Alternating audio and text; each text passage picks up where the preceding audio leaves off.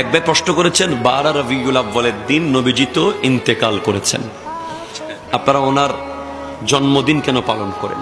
সুন্দর প্রশ্ন, যৌক্তিক। কেন জন্মদিন পালন করি? কারণ প্রথম উত্তর হলো আল আম্বিয়াউ আহিয়াউন ফি কুবুরহিম ইউসাল্লুন ওয়া ইউরযাকুন।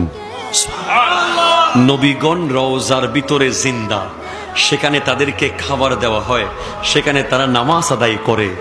এটা একেবারে অথেন্টিক সহিহ হাদিস। সুবহানাল্লাহ, জোরে বলেন না।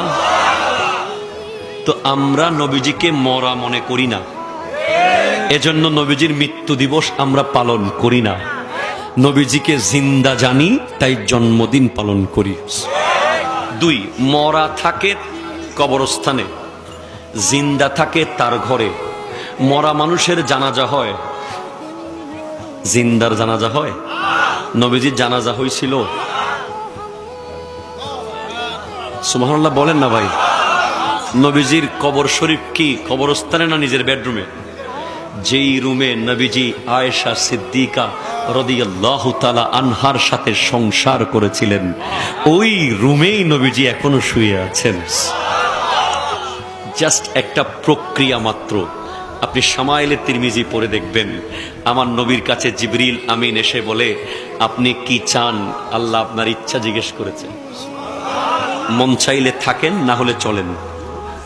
নবীজি বলছেন, আমি চলে যাব আল্লাহর দিদারে। ইচ্ছা আপনার।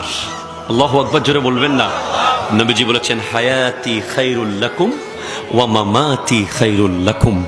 আমার হায়াত তোমাদের জন্য উত্তম, আমার চলে যাওয়াও তোমাদের জন্য উত্তম। কেন? তুরাদু আলাইয়া আমালুকুম, তোমাদের প্রত্যেকটা আমল আমার কাছে পৌঁছানো হবে। ফামা রাআইতু মিন খাইরিন হামিদতুল্লাহ লাকুম ওয়া মা রাআইতু গায়রা যালিক আস্তাগফারতুল্লাহ লাকুম। আমি রওজায় বসে বসে দেখব, তোমাদের উত্তম কিছু দেখলে তোমাদের পক্ষ হয়ে আমি আল্লাহর প্রশংসা করতে থাকব, আর তোমাদের অন্যায় কিছু দেখলে তোমাদের পক্ষ হয়ে আমি ইস্তেগফার করতে থাকব। মাগফিরাত কামনা করব। নবীজি যদি থাকতেন হয়তো আয়াত আরো আসতো, বিধান আরো আসতো, নিয়ম কানুন আরো আসতো। নবীজি চাননি ওনার উম্মতেরা কষ্ট পাক। দিন পরিপূর্ণ হয়ে গেছে, নবীজি পর্দা করেছেন। সেজন্য ইন্নাকা মাইয়াতুন ওয়া ইন্নাহুম মাইয়াতুন, আপনিও মৃত্যু বরণ করেছেন, তারাও মৃত্যুবরণ করবে। আপনারও মত আছে, তাদেরও মত আছে। তবে দুটো আলাদা করে বলা হয়েছে কেন? আপনার মত আর তাদের মত এক নয়। আপনার মত হচ্ছে শুধুমাত্র একটা জায়গা থেকে আরেক জায়গায় যাওয়া।